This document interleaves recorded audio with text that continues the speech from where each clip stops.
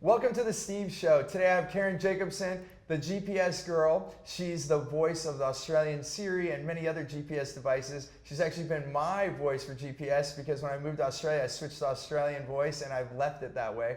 But the big thing I want to share is how she's moved from Australia to America to live her dream. And I want you to hear her story about how she made this possible.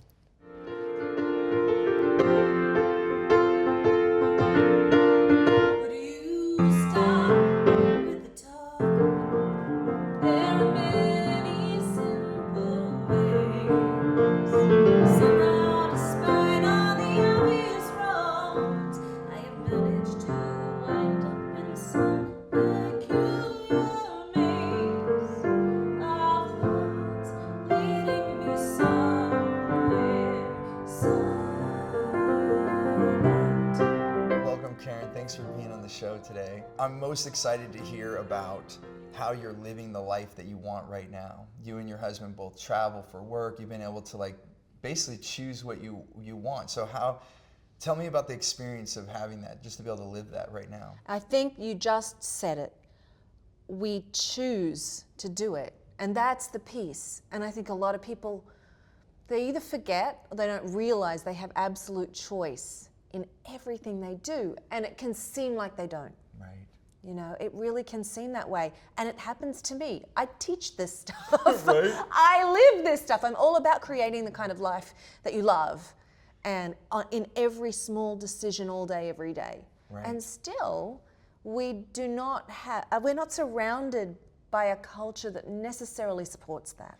No, in fact, there's people right now that could be in these same chairs and they're on stages right now and they have their web videos and they're like, no pain, no gain. If you don't work 18 hours a day, you're not an entrepreneur.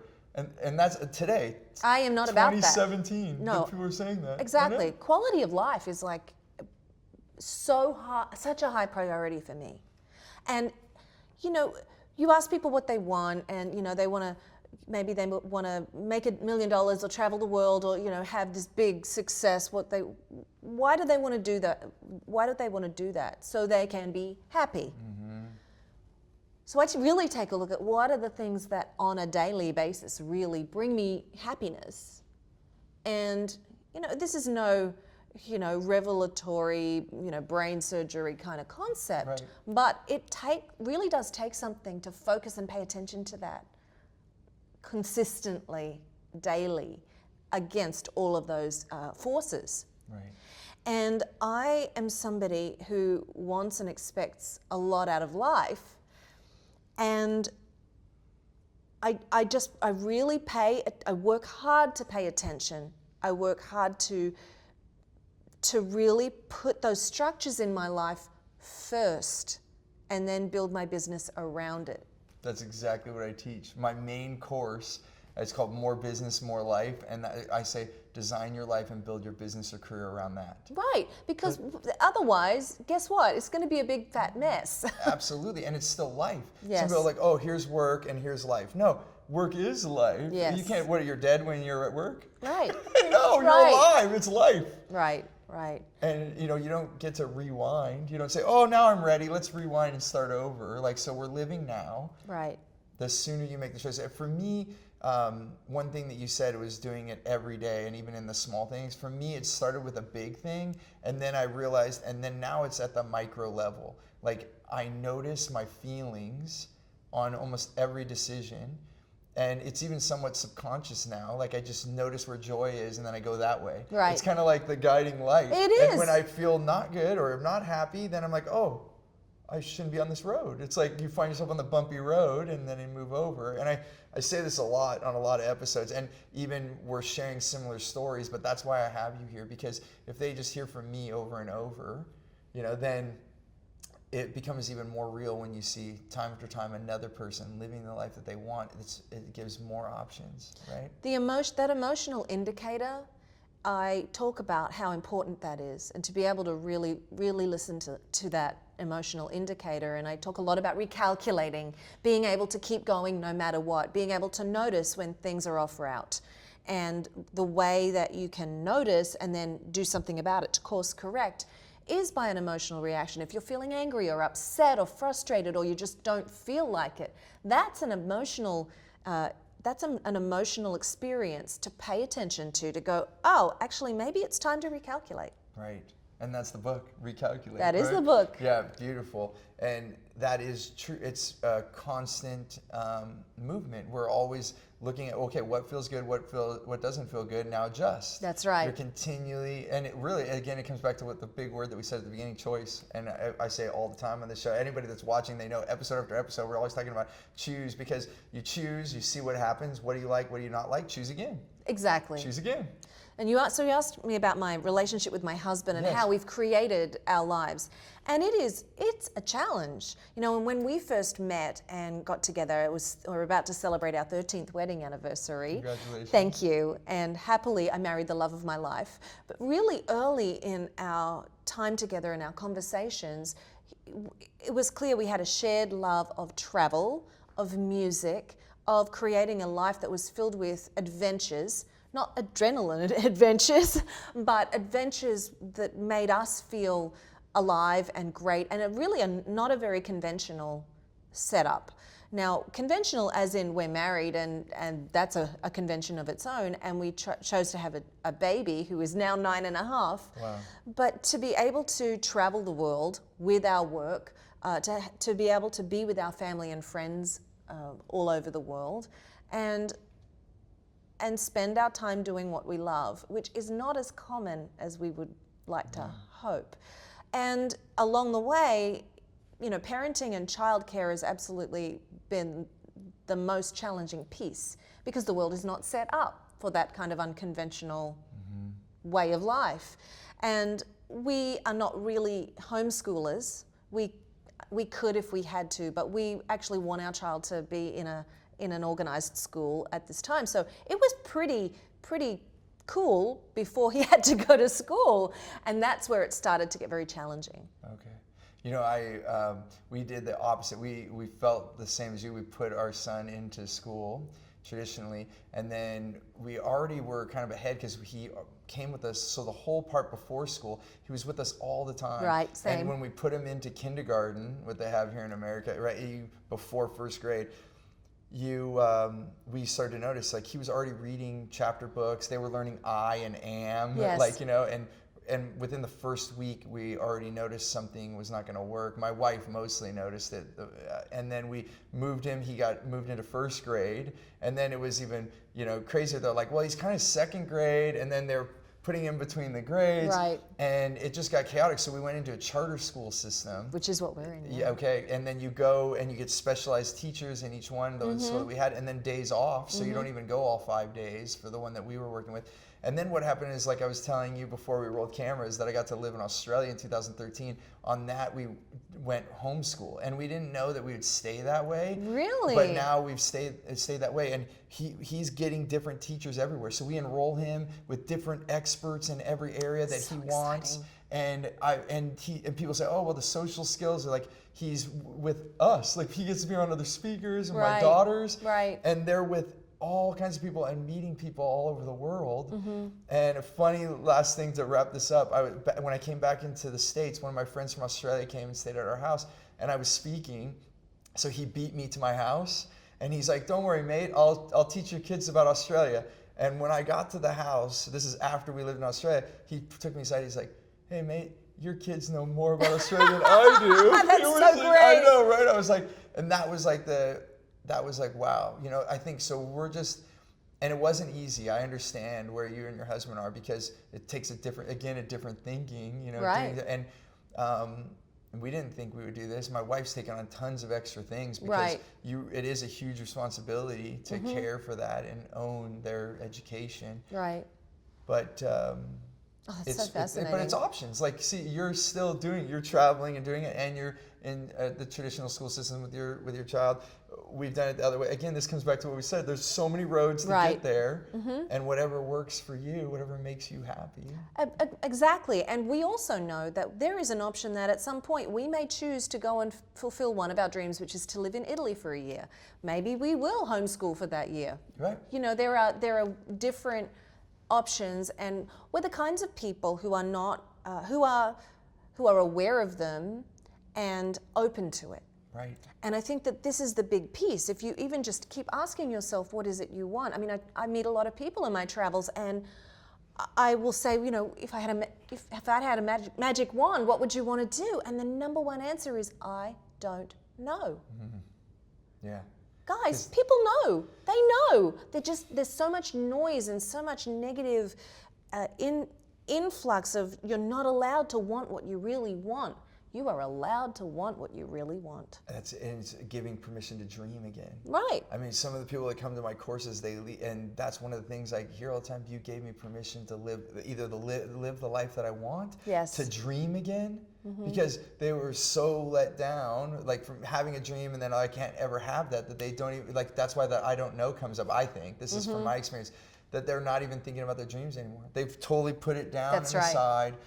But it can, like you said, you do know if you actually said, no, go ahead, open the box up. Go ahead, it's okay, you can do it, open it up. Oh, there's my dreams. Oh. Right. And it's like, and wait, I can dream again? Yes. And being a guiding light for that, because that's what gives the possibility, because they don't want to be hurt or let down. I'm really interested in the moment that you started to make change in your life, because, you know, I'm supposing that you didn't always make these choices, like that at some point maybe you were not living the way that you're living now. Right. If we rewind back to that, you know, right around the time, like maybe a little bit what it was like before, and then what triggered your full decision to like just choose and go. Well, I am from a town called Mackay near the Great Barrier Reef, and at the age of 7, I turned on the TV in the family living room, and on came the most important and influential person in the world, Olivia Newton-John. Okay. Right? Yeah. And I saw her, and my life changed. I had direction. And here was this, I mean, I knew I wanted to be a professional singer and move to America. And here was this blonde Australian singer who'd come over here and was loved and had huge success, and I wanted to be just like her. So fast forward, I'm living in Sydney, and I'm 31 years old, and I have become a professional singer, and I perform 4 or 5 nights a week in 5-star hotels, piano bars, and in venues, and I'm starting to perform on live television. You couldn't turn the radio or the TV on in the 1990s in Australia without hearing my speaking voice and singing voice on commercials. And I mean, I had a great life. But I realized that I was living in the wrong country. That I was off route, right? I had accomplished this childhood dream of becoming a professional singer, but the second part of that dream, which was crystal clear to me when I was little, was to move to America. Right. And I noticed that the people in my life were moving toward their dreams. My parents had moved to an island in the South Pacific called Norfolk Island, where they were, you know, they did a total sea change and moved there.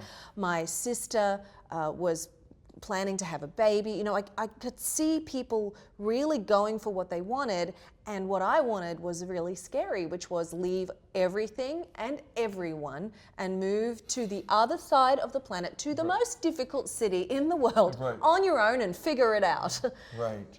Which is New York City? Which is New York City. Yeah. And I started to tell everybody I was going to move to America. Right. And a lot of people reacted in a bit of a, you know, what do you want to do that for? Right. Way. But there was this, I was terrified, but I was clear that this is what I had to do and wanted to do. Right. You know, I tell this fishbowl story, and I'm not going to do the whole story right now, but at the end of it, I talk about the bowl being part of our life, or even your comfort zone, if you want to call it. But inside that bowl is all of our friends and family as well. And when you jump out of that bowl, they tend to say, or like, you know, jump out and like, Karen, get back! Oh my gosh, she's going to get hurt. Oh my God, what's going to happen? It's not or she's going to safe. die. Yeah, get back in the bowl. Get back in the bowl. And that's coming from what they know. Right. It's not that they want to hurt us or anything intentionally. They are just, that's all they know. They want to protect us. They know the bowl. Yes. Right? And so then a lot of people don't take action in their life because they look to their peers when they're making that decision instead of the people that are actually out there, the people that could be their mentor. Right. And so you really have to look at who you're listening to. And you chose, even though there wasn't like, hey, go do it, there wasn't that, pom-poms and cheer, cheer, you still did it. But I also, so I want to express that we have to watch who we're listening to. And ultimately, I was listening to what I call my inner GPS, Right. my inner sense of knowing. And we all have it, and we all know when we're doing what's right for us. We all know when we're not. We listen to other people and what they think is great for us, Right. and not what we know is great for us. And then we listen to them, and then how many times does that happen? And then it turns out that, oh, actually, I was right. And Yeah. if only I had listened to myself. That's why they say that first gut instinct, your first intuition. Yes. And I believe we're all intuitive. It's not like, oh, you have to be a wizard. Someone has it and Yeah, somebody you doesn't. don't. No, No, we've all got it. everyone has this. And in fact, my wife took an intuition class once, and the biggest thing that they taught, the one thing they take away, it was to write things down, to journal.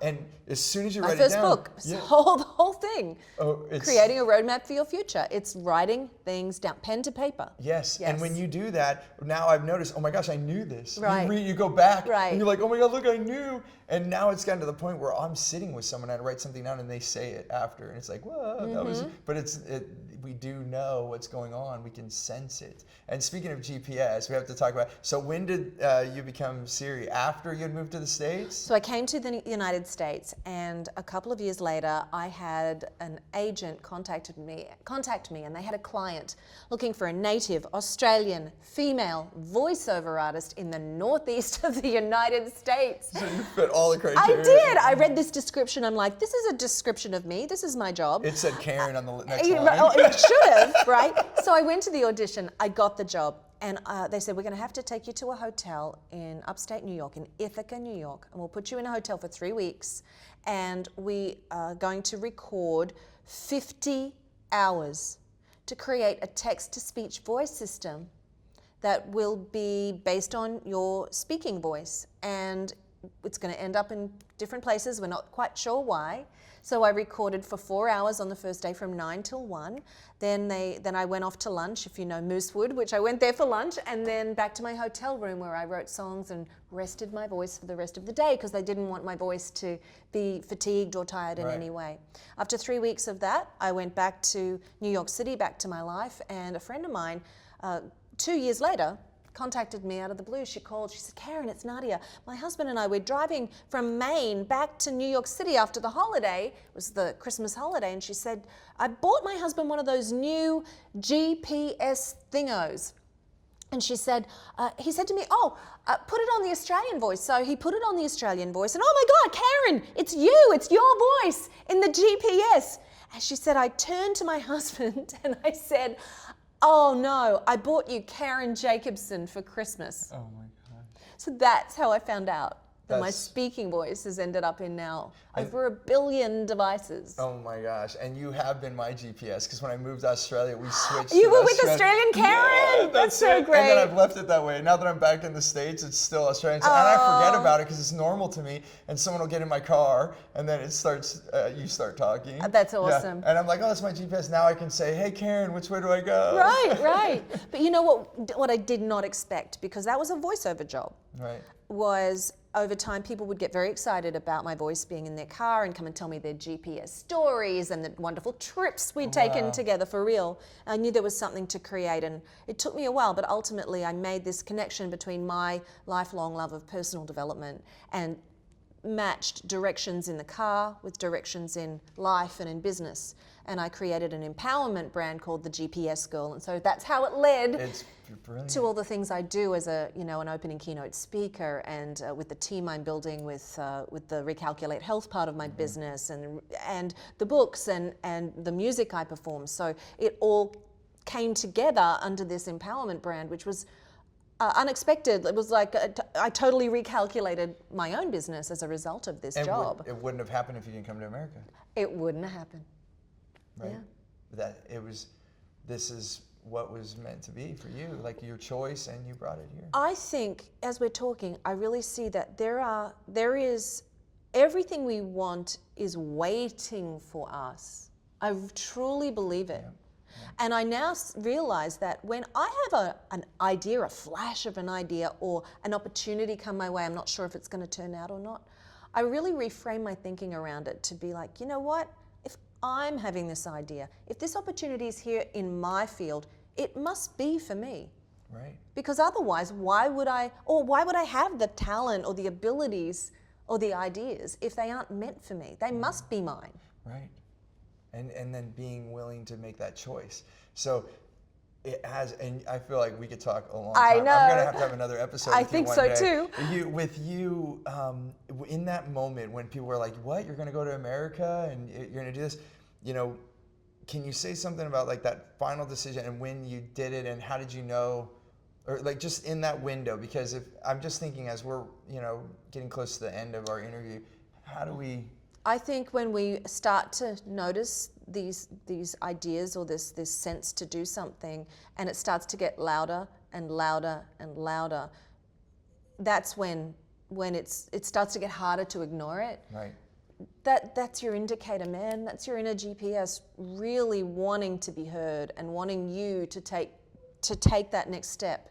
And it may be a place that's fearful for you to be able to find somebody who's done what you want to do and start to take small steps every day. It might be one phone call, it might be a little Google search, but I think it's that inner sense that starts to get so loud you can't ignore it. And then what did you do? So that you made the decision, and then like how much longer till you came to America? Like, was it a long process? It was about 14 months, 15 months from when I went, oh my gosh, it's time, I have to move to America. And later that year I made a plan, I came over on a trip, went to a bunch of cities. I knew it was going to be New York, but I wanted to just do my due diligence. Started to save money, sell everything, and ultimately move to New York with my suitcase and my dream. Wow, that's awesome. And then you just took action, and now look where all the things that have come. A good point is, I just took action, but there were many tears, and it was really hard, and it was not a picnic. This was not, oh wow, Karen moved to America. That's like a whole other story. Right. But I knew it was right. And even part of that journey is part of the rightness. Exactly. Like all the learning lessons from that, and even the calibration along the way. That's right. Because there's not one road to America or one way to get here. You could fly or take a boat or however you make it here. It's going to be different for everyone. That's right. And I think part of it is that course correction. It's that when it's hard or doesn't feel right, it's like tapping us. Oh, just a little bit that way, Steve. Just a little bit that way. And then you find that path. That's right. Yeah. So if you and I only had this moment, and this is the last moment, and you were to share with me one thing that you think I would, or that those watching would be, what's the one thing you would share with me? It is never too late to recalculate. Yeah. Never too late to take another step toward what you want. Right. It's so true. We have our life now, and so whatever point you're at, whatever age you're at, it doesn't matter. Choose now. It is never too late to recalculate. That's it. That is beautiful. And since she is such an amazing artist and everything, we do have this piano back here. You might see, we might cut to that in a minute, and we can goof off a little because we can have fun while we're having our life. Excellent. Right? Absolutely. Oh my gosh, it's required. We have to have fun. Everyone that I work with, I even say, and you like to have fun, right? Right. Anybody, and it's not so much anymore. I'm not even attracting those people in my life anymore. But years ago, people would say, well, no, we do our work and then we have fun. I'm like, I don't know if we're going to be able to work together. This is life is supposed to be enjoyed. That's it. Yes. Right. That's why it feels so good when we laugh. That's right. And it doesn't feel so good when we are not happy. Exactly. Right? So it's beautiful. I'm so happy that we got to share this time together. I am too. Congratulations on all you're up to, and thanks for spreading the good word. Well, it's beautiful, and I like to make it open for people to connect with us. Is there a way that we can connect? Because what I like, and I always share this, is share what you got from this. What were your aha moments? What were the wow? Because that's what lights us up to do what we do, right? Definitely. This for me. And then also let us know what questions you have, because it can, let Karen know like what she should talk about, what I should talk about. Maybe I'll make another episode about your questions that you want to see deeper, and maybe we will say, oh my gosh, they want to hear more from us, and we'll set up another interview. So let us know, and you can type that in. And how should they reach you? I'm easy to find on Facebook, The GPS Girl, Twitter, The GPS Girl, Instagram, The GPS Girl, or come to thegpsgirl.com, and I'd love to hear from you. And I'll put some of those links below on this video, and that'll be perfect. And as I always say at the end, remember to choose gratitude and create freedom. Thank you so much. Thank you. Oh, you have reached your destination. It's supposed to make it worse. I can wait, but my patience is thin. I refuse to lose my faith. I have made it this far. No, I will not falter.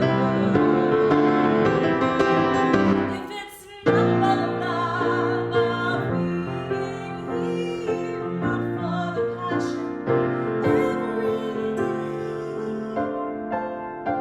If it's not for the joy of melting moments, I'm not gonna stay. I'm not gonna